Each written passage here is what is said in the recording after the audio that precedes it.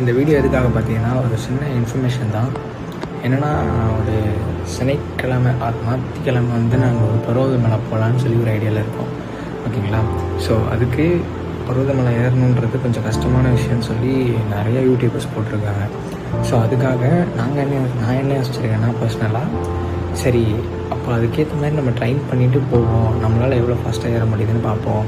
Like எல்லாருமே வந்து ஒரு டைமிங் சொல்கிறது மிஞ்சி போனால் ஒரு 4 hours 3 hours அந்த ரேஞ்சில் ஆகும் அப்படின்னு இருக்காங்க. ஸோ நம்மளால் அந்த டைமை பீட் பண்ண முடியுமான்னு பார்ப்போம். ஆனால் நம்ம கூட இதில் என்ன ஒரு சேலஞ்சான விஷயம்னா, நம்ம கூட ஒரு 9 பேர் வராங்க. அதாவது நான் என்னோட சேர்த்து ஒரு 9 பேர் வராங்க. ஸோ அதையும் நம்ம சேலஞ்சாக எடுத்து பண்ணணும்.